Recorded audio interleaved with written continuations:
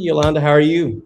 Hi there. I'm doing well. How are you, Nathan? Pretty good. I don't know if you heard anything that I said beforehand, but if not, we tried our best.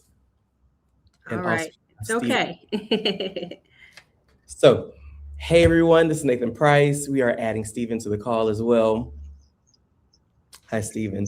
So, we are here to talk more about how IO psychology really impacts academic institutions, and particularly looking at OD interventions and also how we are best able to serve, I would say, medical schools and institutions as well. So um,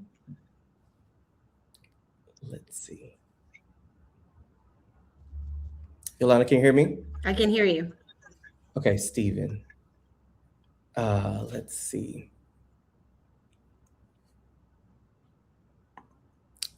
Stephen, let us know if you can you hear us now?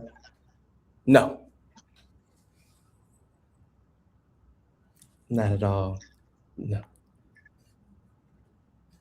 So let's see. And all right, Stephen, can you hear us now?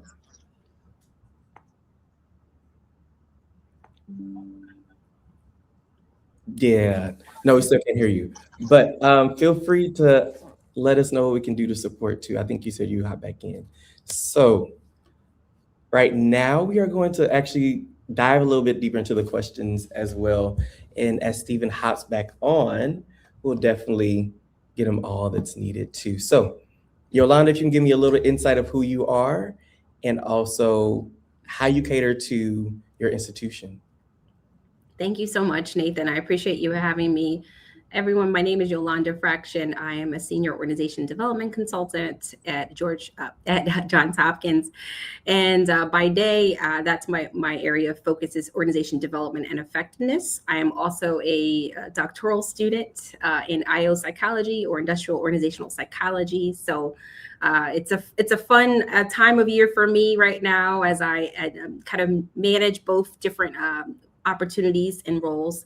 But the great thing is that a lot of people don't realize that we pretty much use a lot of IO in organization development. And so I'm excited about this conversation today because I'm always getting the question of how does your degree that you're working on relate to OD? And a lot of people don't even know what OD is, right? Let alone IO. So that being the case, I have a portfolio of on any given day 15 to 20 clients across the enterprise. And my work can range from doing strategic planning, helping departments and teams to be more effective, to work better together, to think about the future, to really plan ahead. And I always tell people you don't have to be doing poorly to need OD or organization effectiveness work. You can be working on good and then going from good to great, as they say, right? And so that's something that it's a focus for me. I also work on process improvements and help people to be more lean and thinking about their work. And so it's quite the range of engagements and types of works that I do. So I would say on any given day it just varies. And then sometimes I'm pulled in and someone says to me, "Hey, I need this leadership development retreat. Could you do this team building thing?" Or team development thing. And so it also stretches sometimes into learning and development and oftentimes leadership development and coaching. So I would say it's a broad role. And I love my job. I came from management consulting. I was working at Slalom before this, and I was a management consultant. And so it's a joy to be internal because for much of my career, I was external. And so this is a different way of working for me. Oh, I love that. And also, I totally understand. I was internal at the University of Minnesota, and I've seen a lot of those things when a client requests saying, "Hey, we just have a little issue," and you're like, "Oh, this is performance management issues. I don't know about this. Let me step back a little bit." Yeah. Um, so it's very interesting in how we cater to the work, and thank you for that like description as well. And as we try to wait on Stephen, we may hop into some of the questions too, of like what makes us different as IO Mm, psychology practitioners in trying to provide this work, because there are some that want to enter into working in academic spaces in medical schools right. versus those that are like, I just want to practice. Like, what are the ways I can really bridge a lot of the work that I know and how I can like mobilize an organization in this way? Yeah. You know, it's so great that you bring this up because the one particular thing I want to hone in on is your lens. And so there are IOs doing learning and development. There are IOs in TA or talent acquisition. There are IOs all over the place. And I think people in HR, they can get it wrong oftentimes, right? They're like, oh, you need to go to school for OD and be an OD practitioner and whatever the case may be, right? I actually push back on a lot of notions where it's saying follow a traditional career ladder type of thing. The reason being is because when you do that, maybe you're an HRM and you just want to do human resources management, right? It limits your perspective. And I've seen over the last 20 years, right, being in my career, that when people don't think broadly about people and the system, then it limits what you can do, right? And it limits your perspective on how do I work with this team or this department on this engagement. So I actually would say we need divergent thinking. We need all types of people. So IO is a phenomenal lens for OD work. It helps me to really think about helping organizations change and improve, helping them to be more effective, helping them to actually drive to strategy, but not leaving their people behind. And so I think that's why I really love that IO lens, is because I've worked alongside people who have an MBA. Nothing wrong with the MBA, but it's a different lens and it's a different way of approaching the work. So I really think that's a phenomenal way to kind of see IO is kind of that overlay, I guess you could say. I love that insight. And Stephen just joined us as well. Stephen, can you hear us clearly? Yes, I can. Can you all two hear me? Yes, indeed. Hop on in and give me your background and also work that you do as well in this realm. And something that I didn't ask that I may do for us as well is, for those that are unfamiliar with our work, like describe what IO psychology practitioners actually do in these systems as well. Yolanda, you did a phenomenal job. So, Stephen, I'm interested in hearing your perspective and your insight too. Well, thank you for having me. As you said, I'm Stephen J. Baines, and I'm in Galveston, Texas currently. But I was in Cincinnati, where I'm originally from. I worked at Cincinnati Children's Hospital Medical Center. I was there for 6 years, and the University of Texas local branch in Galveston for 10. And in both roles, I was in the IO space and mainly working everything from new employee orientation to working with some leadership teams to a lot of the executives and their teams. I would say, I think Yolanda kind of touched on a big point that I was thinking about when she talked about diversify. And that's one of the things that I really see going, because I think a lot of times we think about the traditional things as far as race, gender, so forth, but there's also the diversity of thought. And I think the diversity of thought is where we're really seeing a lot of changes happen. But also with diversity of thought comes other things, right? Because women are going to look at things differently than how men are going to look at things. People from different socioeconomics are going to look at things differently as well. And those things start to show up in the workplace because people are looking at things from a different lens, and then you see some conflicts happen. So that is kind of some of the things that I'm seeing. I don't know if Yolanda and Nathan, if you're kind of seeing some of those same things. This is what I tell you. I would say for me, every intervention that I've provided, it always has a lens of leadership development and also coaching too, because I think that that is one of the lenses that we miss at times as being IOs within this space, but it's needed if you're particularly going to work in academic spaces, because one, everyone has their ways that they have navigated, they're hardwired in a specific way. And I've just seen a lot of the conflicts within, I would say, units of one, either I would say being,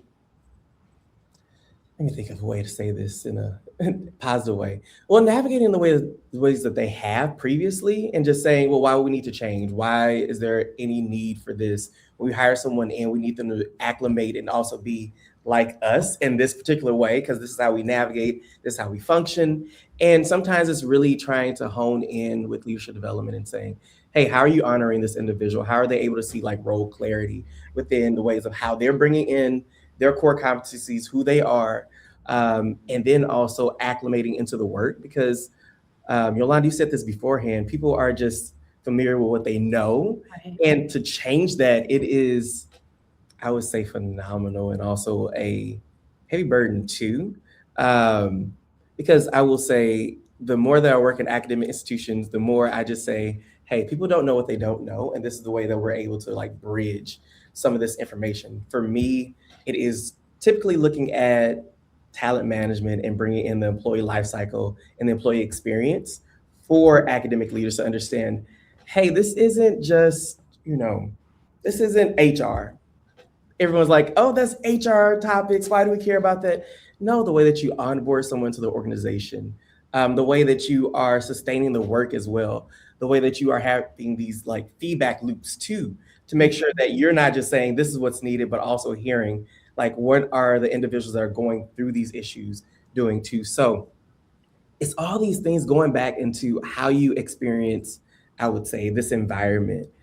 So that's what I try to do is demystify that a little bit further and saying, hey, leadership development is truly understanding talent management, the employee experience, right? Because that's the way that you're able to support faculty and staff in this realm. So um, I'm curious in knowing the nuances within medical institutions versus any other environments as well. Like I know that there are some structural things, thinking of how many institutions have like clinics and how they're structured too. So I'm interested in hearing more of what do you see being some of the, I would say, biggest leadership, talent, or organizational challenges in academic spaces while also looking specifically at medical institutions.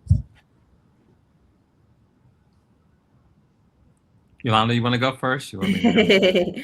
Well, I'll first start with, one of my favorite approaches to use is an appreciative inquiry method. And it's a strength-based approach to looking at, I see a lot of nods, strength-based approach.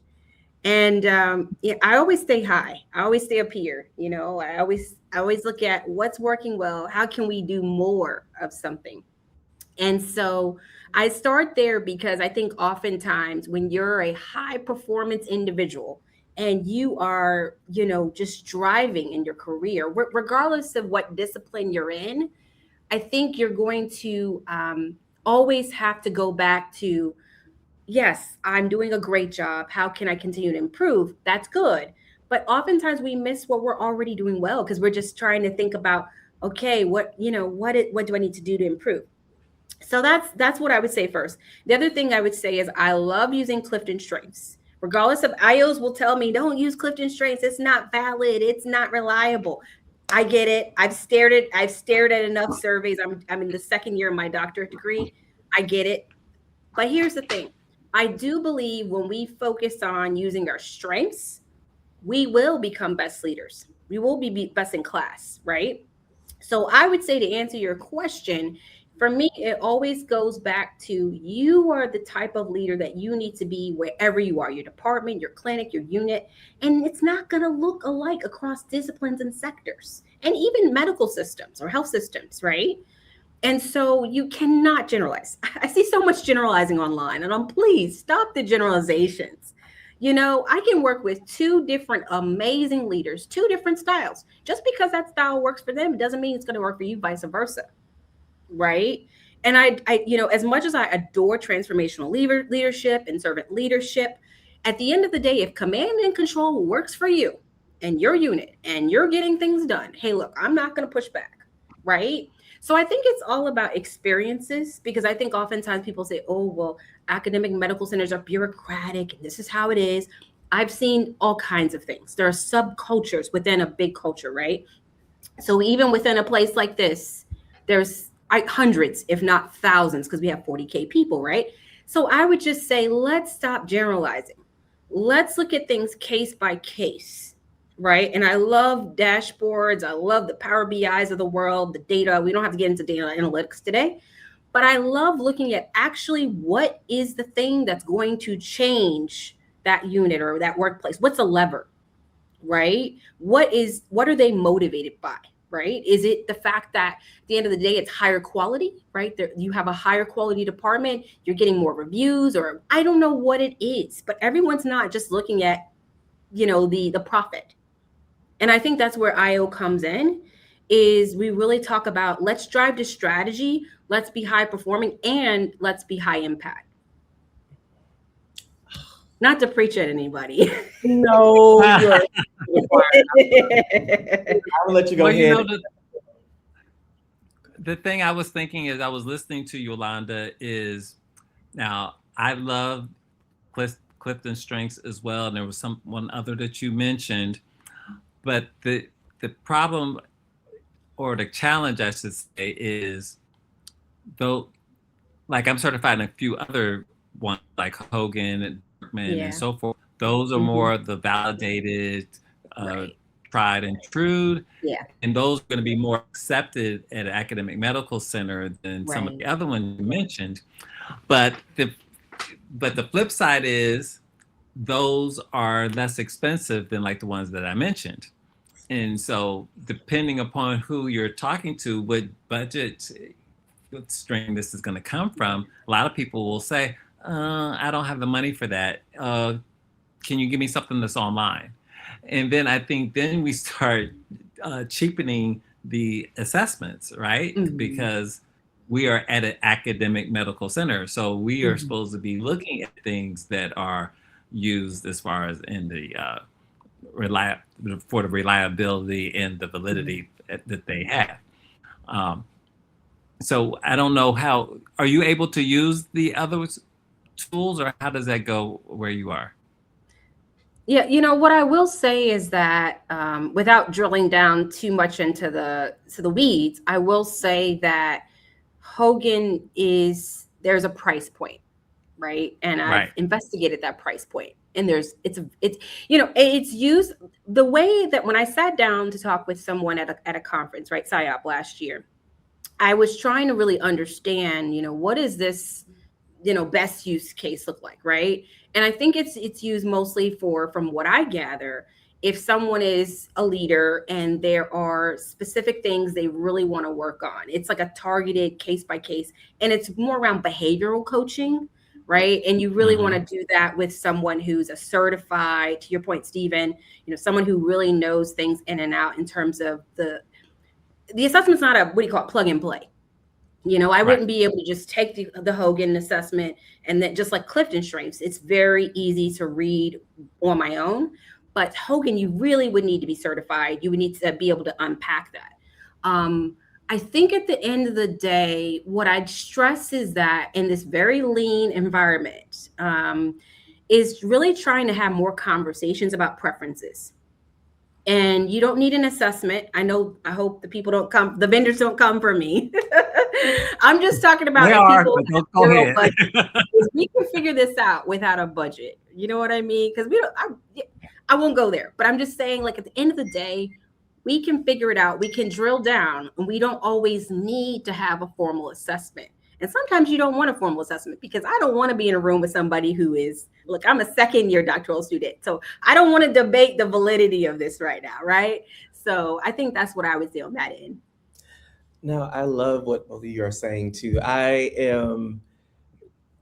want to say Hogan certified too. So for me, I think it's really understanding, like, of course, those that know Hogan assessments, you have the day-to-day, you have the ways that you derail, and I say sometimes your superpowers, and then the motives, values, and preferences inventory, right?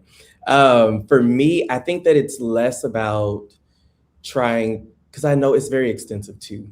Not only the price point, but also there's a 90-minute conversation. Possibly I'm having a conversation before then, just to understand the context of the work and also how this may be counter productive, or looking at the behaviors too. So I hear both of you, and I'm like, it does take a lot of time. I've heard academic leaders say, well, we need something quick. Like, I don't need something that's going to take that long. I need something that we can start right now. And I do see benefit within this, but you are also bringing a great lens of saying, many individuals, they lack the self-awareness. I think it's 12 to 15% of the whole world, they believe, that they are truly self-aware, while 95% of individuals feel like they're self-aware, right? And I'm like, it really advances, I would say, self-awareness is just like, oh, I know exactly who I am, right? Even when I'm like coaching, I'm like, hey, feedback is hard for you. it doesn't mean that you don't do it, because this is a part of leadership development. This is part of the ways that you are interacting as a leader. Yeah. It just means, hey, this is going to be difficult. So you need the pre-care to make sure you can get through this. You may need to talk with a colleague, run through it. And then also the post-care saying, that was difficult. Now I need to go do something. I may just go draw for the next hour. I don't know. I'm trying to be very light with it. And I think that that gives a great lens of the work that's happening too, because it's when working with leaders, like you said, there's so many personalities, there's so many individuals that have navigated the ways that they are, and that they like, okay, well, I need to be rigid in this way because this is how I am. This is the way that the work is. And there is some understanding within that, but helping people to understand this is an ecosystem. This is where everyone comes together, and every experience truly matters. When I give 360 evaluations, it's easy for people to be like, I don't know what they're talking about. I don't see myself as this way. I'm like, okay, we're not going to negate the data. This is where it is. And also, we are going to like really understand like their perspective as well. Because this could be from one interaction you were having a bad day, and they're like, you know, I never want to talk to them ever again, right? So really understanding this is the way that we all come at it with a coaching lens. I see of saying, hey, this is what's needed for, I would say, medical institutions and also medical leaders too. Mm-hmm. So my question to us all will be, what are some of your favorite interventions within this environment?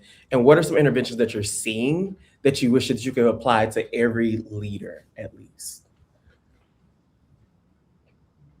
that you work with or that you have worked with, or some of the gaps that need to be filled as well within working in, I would say, these institutions?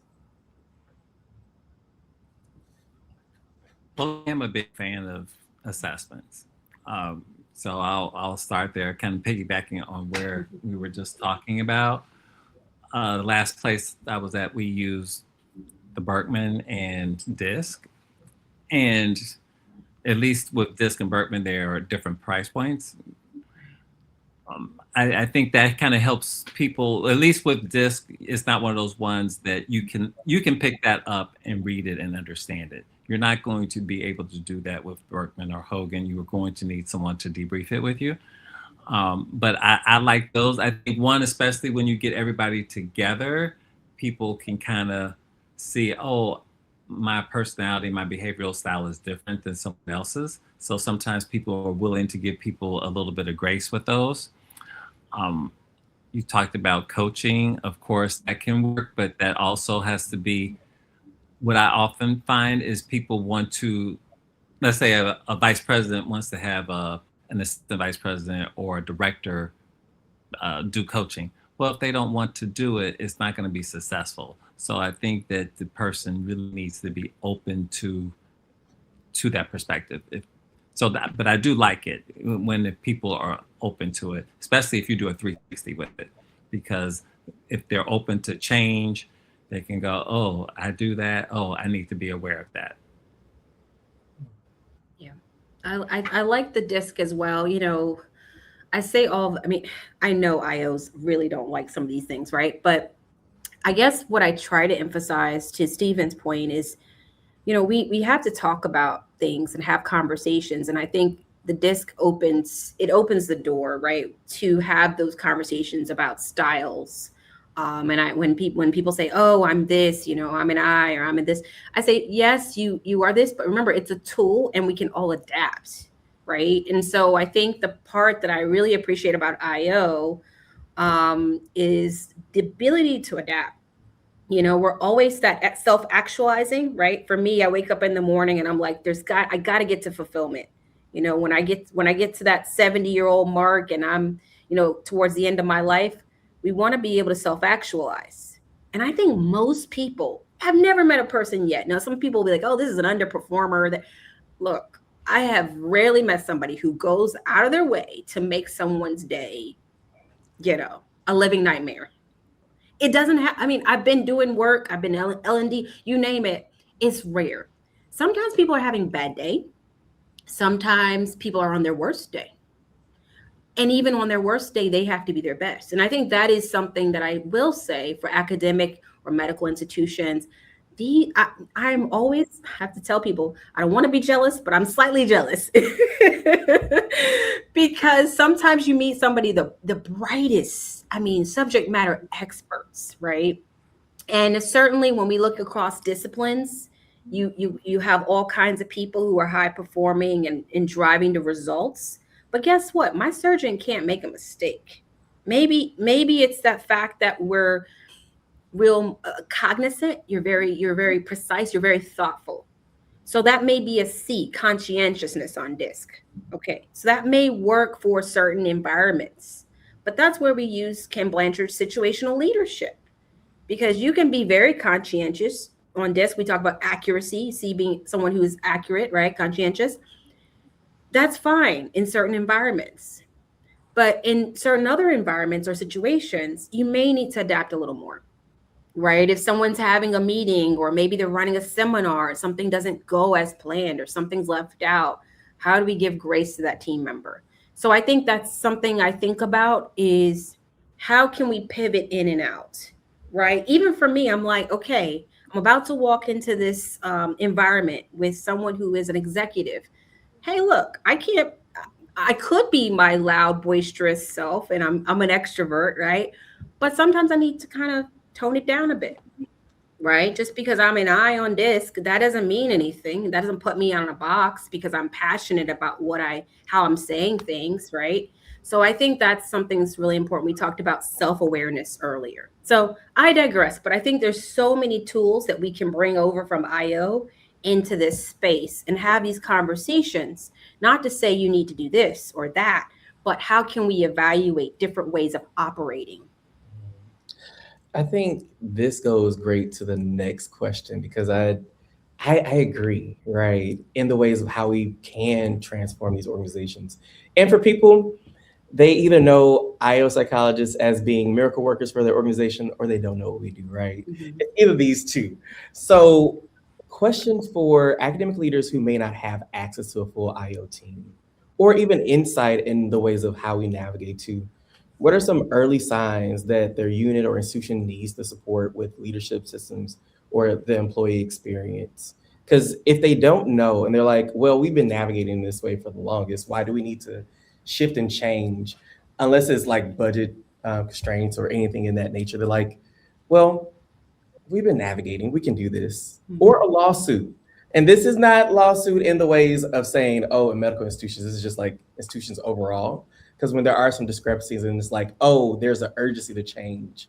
Because you have, going back to the conversation too, just my little tidbit too, even when someone's trying to improve, I'm like the rule of three, get two things you want to improve on and then one thing you want to sustain as well.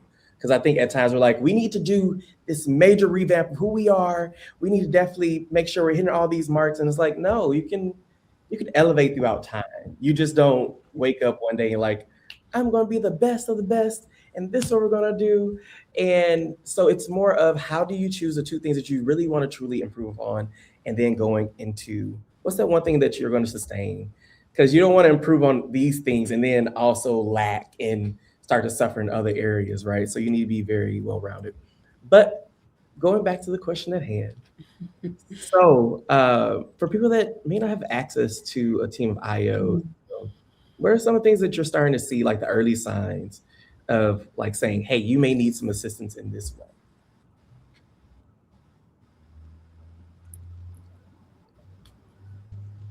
I think that's one of the things that happens, right? Because I've always been in HR, so I would get called upon, Yeah. and I'm not there to know. And it's kind of they call us when the house is burning, and now it's like, okay, what can we do? And I would always say it's better. What I would rather see a lot of the departments do is to take a holistic from the beginning. When you get a new employee or you have some big change management, I think that's the time to look into doing these things is at the onset. So if you got a big new initiative that's happening, that's the time to get everybody talking the same language on the same page, answer any questions, don't just kind of force this upon your without doing that. If you have a new employee come in, kind of level set, do an assessment, and also there's something to be said about just doing some social things so that people get to kind of know each other as a human, as opposed to, excuse me, just what the work is. I'm not saying you have to know every, excuse me, every intimate detail about the person, but maybe when their birthday is and what kind of food they like to eat, just some basic things so you can really connect.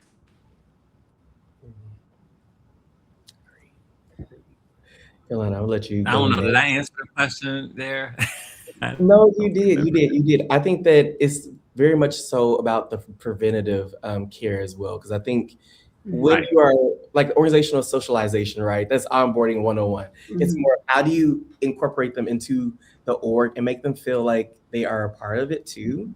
I've heard a lot of academic leaders say, well, we need to be in office in order to do that. I don't feel the same synergy when they're not here. And I'm like, no, you can be very intentional because if you need everyone to be there, I would say when they need to be there. I'm like, oh, that's great. Like having a retreat, make sure everyone's connected. But for the individuals that are like, well, unless I'm there, I can't connect to people. I'm like, no, you have to change the way that you connect, right? No one wants to say, oh, you need to be in the office so and then we can create this great environment. I'm like, wait a minute. Like, what is the work? How do you make sure that this is catering to everyone that's there as well? Because I see a lot of discrepancies happen too, where they're like, well, they have children so they can be able to like leave when they need to and all the things. And I'm like, well, you have to make sure that everyone is fostered throughout this time period and that people have the nuances and are able to step away when needed. A great leader said, if you want me to function at 100%, when I'm at 50, I need to step away so that I can be able to deliver. I was like, that is phenomenal. I'm like, because it brings in that self-awareness of saying, hey, you need to step away at this time because you need to make sure that you can reflect, take care of yourself. And I think that just changes the whole entire nuance of work too. Because a lot of people are used to just saying, well, this is the work. And if I leave, then everything is going to crumble. I'm like, well, you haven't created a great system then. Like if everything is dependent on you to be there, like what about your colleagues? Like do you partner up with projects to make sure that, but also this is more nuanced of like other units, because I always make the joke sometimes of saying, well, we're not neurosurgeons, so there are some ways that you can definitely lax a little bit, but for the neurosurgeons I don't think that that's funny, because you do have to be on, you do have to make sure that you're doing the work and have the expertise, because you making a mistake can be crucial. So Yolanda, I'm going to pass it on to you with this one. Yeah. Well, one of the things I was thinking about as you were talking, Nathan, is something I've been trying to evangelize, for lack of better words, is that a lot of times in IO, we talk about well-being, right? We talk about burnout. A lot of times you'll hear people talking about, oh, we're going to do this strategy, we're going to do this program, XYZ, right? Around well-being and health. And that's a whole thing. And I honor that, right? I'm not shooting this down. I think the great thing about being an OD consultant, I'm sure Stephen could speak to this too, is that we're looking at systems, high level. Holistically was the word that was used before, holistic approach. And I think sometimes you can over-index on a well-being strategy. Okay. I don't care if I take 40 days off in a year. If I'm burnt out, no amount of PTO, wellness apps, I'm not gonna shoot it all off. All the vendors gonna come for me, y'all. Some of them are my friends too. But you know what? I've been there. I've been there. I can speak. You know how you can speak passionately about something because you've been there. Yes. You've been there. You know what that feels like. Yes. And you're like, yes. I'm a high performer. I want to keep being a high performer. But here's the thing: if you're in a system where the system's under-resourced, then something has to be redesigned, right? Even if you shift the work. My favorite activity, we look at the work, we do a matrix, what's high impact, what's high value, we try to shift work. I always get told everything's important. Like Everything can't be important. That means you need 3 to 5 priorities. You need a strategic plan, right? And so I would go back to really inviting people, if they do not have an IO, to really go back to the basics. You don't have to be an expert in IO. You don't have to be a resident IO to do things well. So I would encourage a well-designed environment. And that's going to help alleviate some of this burnout, some of this disengagement. We could talk for hours. Anyways, I'll digress and turn it over to Stephen. But some of these things we really have to rethink. Maybe someone's disengaged because you're a bad boss, right? I would never say that to anybody. I would never say that. But I'm just pressing on this. Maybe you're not, maybe there's something you're not connecting to with them, right? And I've seen, because I've been a manager, I've seen the same person switch managers and have a whole different experience. Be high levels of engagement. Right. So I digress, but here I'm switching over to Stephen. You gave a lot. I needed to be taking notes as you were saying that last part, because there were a lot of, I could comment on that. I could comment on that.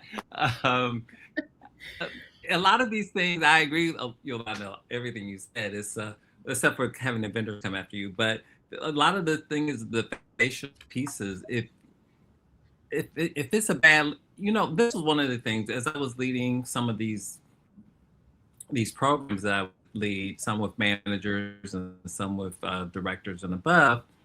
The biggest takeaway I had was I thought I was really training these managers and directors and associate vice presidents and whatever.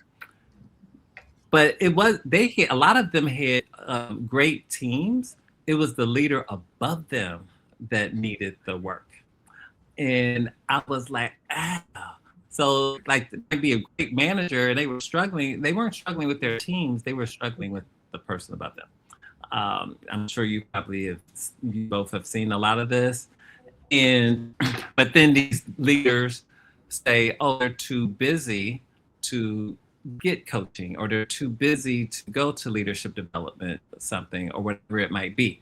So a lot of times that can be an issue. Also, you talk about strategic planning. Now that I'm doing a lot of work as an entrepreneur, solopreneur, I'm getting called out asking people strategic planning, because that's a lot of times they haven't level set. They recruit board members or they recruit whomever, but they never have taken the time to step back, look at what our mission, vision, values are, where we're headed. And when we don't, then people kind of go every which way because they are not in alignment of the way they're going. Yes, I totally agree. And also the thing about it too, a lot of leaders are like, oh, well, those are the niceties, right? And I'm like, wait. When I hear that, I'm like, oh, wait. No. Sometimes it is essential for you to definitely be proactive. And I always try to combat that, because they're like, well, why do we need this? We have too many issues going on in academia at this moment. It is a different ecosystem, fighting for grants, fighting for funding, fighting for students nowadays. And it's so much that has shifted within, I would say, academia as a whole. So well, we don't have a budget. We're losing people. And also there's a nuance too of people that don't see the benefit of this too. I was in a conversation, one interaction, and it was more of saying, well, you know what, sending people to conferences, that's so much. Why would we want to do that? They always trying to go to Hawaii, just do this, and they can do something local. I'm like, ooh, wait. This is the ways you may not value it, but also when you're thinking of how can someone progress within not only their field, but also within the work, and what can they bring back? Something that I had a conversation with someone else is they're like, I hate going into these environments, these conferences, and I'm like, oh my gosh, I'm energized. I come back and I'm like, okay, these are the things we should do. And then they hear, oh, it's not our priority at this moment, right? And it's like, wait, you want, I would say, innovation. You want to make sure that you're the best of the best, but you don't give the leadway in time. And I think it's just revisioning and revamping the way that we work. Nick actually made a comment too of changing the way that we connect and we congregate for the work, which medical and academic institutions support re-energizing from being at 50%. And that is a great question because one of the things that I know in these ecosystems are smaller ecosystems. So even when we have like the high performing, I would say, teams and high performing departments and all these things, you also have a department that is struggling, right? It's not a, oh, well, you know what, we have an HR strategy. So it's going to be implemented within every department. And this is how we're going to navigate. You can't just go in and just say, this is going to fix it with a blanket solution because it's not going to work unless it's customizable for each and every environment. Now, even with working with like I would say talent management, employee experience, and all these things, we still have to make sure that people are trained in understanding, hey, when you're having the one-on-one, like career conversations, they're essential, right? It's just not a, oh, well, I guess I can do this because I want you here, so why would I want you to go anywhere else? But when people can feel that support, you see engagement going up. You see them saying, okay, I feel like I belong here. I can see growing.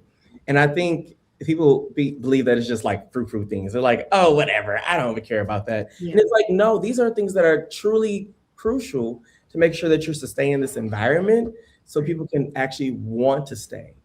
To your point, Nathan, this brings about another topic within IO, and that's L&D, or learning and development. And there's a huge opportunity that's being missed right now, which is learning and development to help with capacity, capability, of organizations, right? So I think this is something, when you talk about conferences and, people applying and wanting to do trainings, we really got to reevaluate and reexamine what are we working towards? What's the North Star? Like sometimes if you go in, I've been doing this work for 20 years now. You wouldn't believe the types of Fortune 500, Fortune 100 organizations. And you're like, you talk to someone and you're like, so what's the North Star? How did you get here? Did you get here by luck? And I'm not saying that in a mean way or a harsh way, but I think that sometimes I've seen that maybe people have a good product. Maybe they have good brand. Maybe they have good service, right? So the people and the business get separated. Maybe they're very successful and I'm taking off this because I want to make sure everyone knows I'm not speaking on behalf of Hopkins, right? But I want to make sure that it's clear that there are some businesses and some organizations that are very successful, right? But they may not bring the people along. And I'm saying that as Yolanda, not as a Hopkins employee, is that I think with IOs, our job, our goal, our duty is to think about the people and put that first. There are a number of great Fortune 100, and it doesn't have to be Fortune. I'm saying that because we have a lot of people in business, but even within the Hopkins or whatever landscape, I know for a fact that it is said here all the time, we want to be best in class. We want to have a great employee experience. Like those are the things we're aiming for, right? So I think for me, at the end of the day, I want to hear people repeat that, but then also actualize that, operationalize it, right? You can't just say one thing in front of a podium and then do something different in private. Okay, I'm gonna hop on this a I little took bit. off my badge. I know. Make sure there's no misunderstanding here. No, because those are our people systems. Like without us focusing on the people, then what do we have? It's more of it's not going to be beneficial. You're just saying, oh, here's a strategy. We need to move this way. But without understanding the context, I know a lot of change management initiatives fail in academic institutions because they don't go people first and also understand their experiences, also doing road shows, trying to say, hey, I hear you. What do you need as a support? They're like, we have a solution. We're going to just implement it. It's like, wait, like that's how you built that resistance because without actually doing the due diligence, you're just saying, hey, I have the solution. Here we go. And they're like, I'm already tapped out.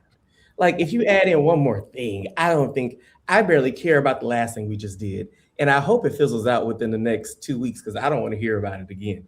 Right. And this is really bringing in like the real life experiences to this. And looking at time too, we only have less than 15 minutes left. So I'm going to shift gears a little bit. But before that, Stephen, do you have anything you want to add? to this portion? Well, back to kind of what you both was talking about when Yolanda said about L&D, leadership development. This is a big part of it, right? Especially if leaders aren't willing to help develop their leaders or the people that work with them. That's because budgets are tight. Oh, we can't afford it. But I think there's ways, even if you don't have a big budget, um, those are kinds of things that also prevent the burnout that Yolanda also mentioned about. When people feel like you care about them and you're helping to develop them, they're more apt to want to even work harder. But it has to be done in a way that's authentic as well. Yeah, I always say, someone said like the what's in it for me, and another IO that I always go to, she's like, no one wants another pizza party. So it's like, how are we going to build these systems? And also connecting to the why is very important too. You know what?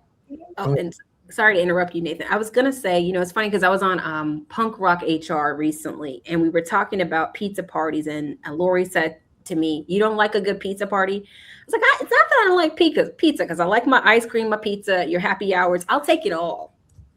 But I want to say yes, and one thing I love at Hopkins, and genuinely, I'm not just saying this to be on commercial and speak well, but one thing I love is I have genuinely been able to grow and develop in terms of the areas I want to, right? Having unlimited or having executive education opportunities. I wouldn't say unlimited, not unlimited, but having a wealth of executive education opportunities for me as a 40-something-year-old, priceless. Right. And as a management consultant, you're always traveling, you're on the road, you have all this stuff. And the work-life integration, I don't call it balance, because some days as a consultant, you got long retreats or whatever. But the integration, the work-life integration is gold. It's worth 6 figures times 3, right? And so I think for when we talk about academic medical institutions, I would actually help people to look at that if you're an IO or OD when roles pop up, because I have found that oftentimes there is a lot of respect for one schedule. I don't know where that comes from. I don't know if it's a cultural thing, but even if I'm working with a doctor, faculty rather, even on a Saturday, if I get a message now, I shouldn't be, I'm a little nutsy. I have my messages on all the time. That's just a me thing. That's not anyone or an employer thing. But if I get a message, someone will almost always say, hey, I know you're not supposed to be looking at this on a Saturday. I'm just sending it at a time that works for me. No problem. But there's always usually this sense of respect for scheduling and respect for time. I'm not sure if Stephen, you've seen this, but this sense of, hey, this is when I'm working at 11. You don't have to answer this at 11, but I'm working here. And oftentimes when I do work with faculty, that's the case. I get stuff at all hours of the day. Weekends, I don't matter. It doesn't matter. I've been a management consultant. So I had someone, I won't go there, but I'm just saying, I love the fact that I can control to some degree the fact that I know that this culture is going to be high performing. Okay. So I think for me, that's something I celebrate, going back to what Myra said about connecting to the why. It's having that mantra, that slogan that you and your organization holds dear and your employees can see it. At Hopkins, we say research saves lives. That's a slogan on a lot of the materials, right? And when I wake up in the morning, even on my worst days, right, I can put that to heart, the fact that I'm working in an institution that is doing great work and sometimes even saving a life. So I think for me that you got to look at the big picture, and that for me is gold. So thank you, Myra, for saying that. Yes. Hi, Myra. Hi, Nick. I know both of them. I want to say, give them a shout out.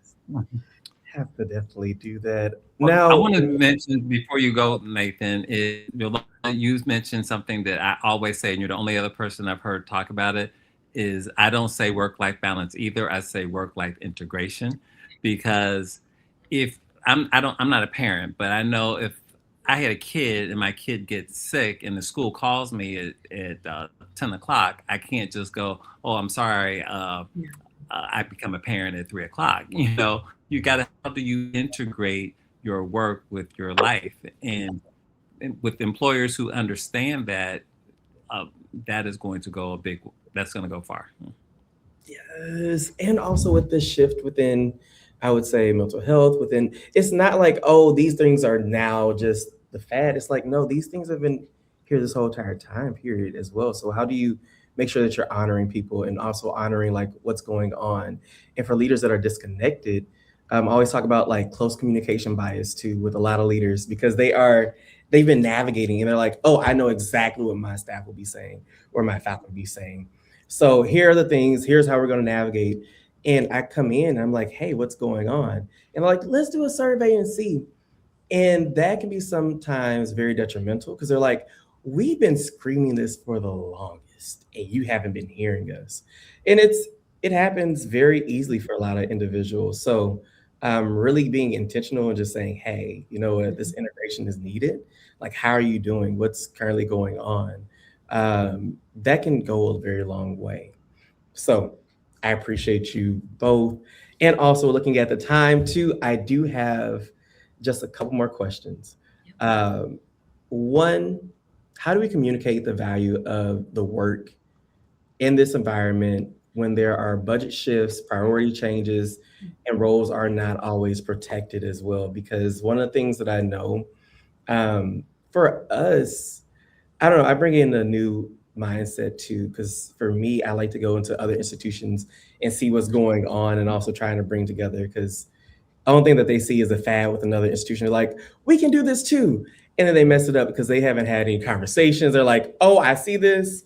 Why do we need to go talk to them? They're our competitors. I'm like, no, you can reach out to somebody and say, hey, how did you do this? Because I want to make sure that we can get through this together, and we're stronger in numbers too. So how do you communicate this? And then also for me, how do you know when it's time to step away? Because if you Mm. are doing the great work and you're training the leaders as well, at the end of the day, if the leaders are doing what they need to do and all these things, for me, I'm like, okay, I'm an external consultant now as well. So it's more of a, I had this mind shift of saying, okay, leaders, you have what's needed. If you need anything else, call me back. But I want to make sure that I'm creating like this environment where they demystified it so much. They're like, it's integrated, and that's success to me. So how do you continue this work in that lens as well? So sorry, I just threw in like 15 questions at once, but at any point.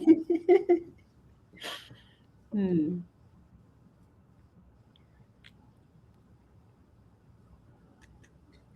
Well, Both now like, I'll speak at go one. first. Go Uh, right. I'm sorry, y'all. This is a remix question too, so no one was prepared for this one. That was my bad. that's all right. Um, can you say it again, Nathan? But Okay, short. shorter this time. Okay, so how do we communicate the value of this work in the environments where budget shifts, priorities change, and also roles are not always protected? Okay. Well, I mean, the thing there is that's Mhm. always unfortunately going to be a constraint, right? Not enough money, not we don't have the budget dollars for this, or we don't have enough um, talent or people to be able to do it. Um, but I think it's up to leaders to protect their staff from a lot of those different things. We can only do so many things. If you can't ask your employee to do your employees to do 10 things. Actually, that something has to be a priority. We have to be able to look and say, what are the like number one and number two priorities? And I think that the teams need to be able to talk about it and not it just be coming down from the top down. I mean, you have to be transparent with your team and say, these are the things that are being asked of us. Let's brainstorm. How can we? I mean, you should, as the leader, with an idea, right? But also be thinking about what is it that we can do? Because your team will have some ideas. I mean, they'll be like, hey, what about this? We do this. Yeah. Let's brainstorm. So I think that you need to be able to rely on your team to be able to give some input and some ideas. Then they'll have some more ownership of it, right?